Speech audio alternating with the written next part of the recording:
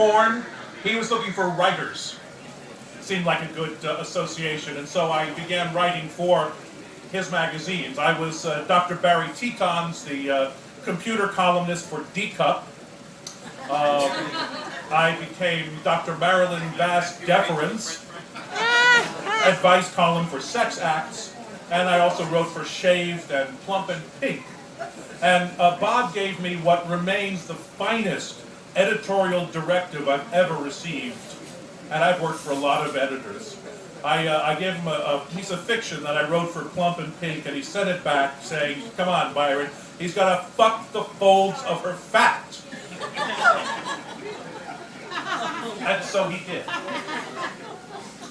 I want to read a passage from Bob's book, from Beaver Street, that has to do with D-Cup magazine. It's about the founding of it. And the words that follow are Bob's. If my new magazine, D-Cup, was going to fulfill the commercial promise of its premiere issue, I knew that I had to hone my expertise in the art of X-rated video criticism, and I had to do it fast. Readers were desperate for any accurate information they could get about porn films, and as sales figures routinely demonstrated, they'd be more than willing to shell out $3.95 for any magazine that had it.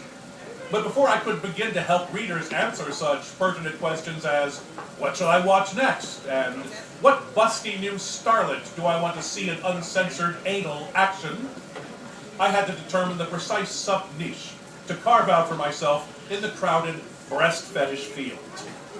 The publisher and creative director had already told me that they wanted D-Cup to be an aggressively downscale sewer that people of conventional taste would find repugnant. They'd also said it was my job not only to calibrate the precise stomach-turning formula, but also to take a stab at the very tricky conundrum of whether to use pregnant and lactating women who would eliminate the Canadian market but might offset the loss by a 20% increase in U.S. sales.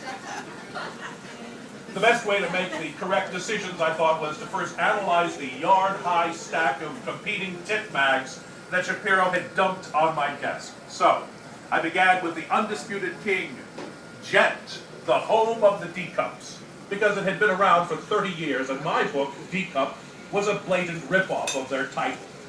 Gent's success appeared to be based on a simple concept.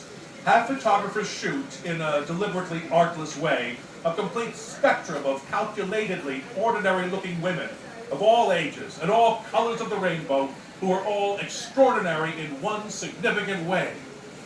Oh my God, did they have big tits! Which the Gent editorial brain trust often described as sensual, balloon-like sacks of sagging flesh displayed in the most revealing poses. And which the models themselves, some of whom were too modest to take off their panties, wantonly offered to Gent readers with absurd come-ons like, "Yeah, baby, coat my overdeveloped hooters with your hot goop." Apparently readers had been doing as they were told. There was no other way to explain how such an amateurish-looking fetish book had maintained a rock-steady circulation of 100,000 per month.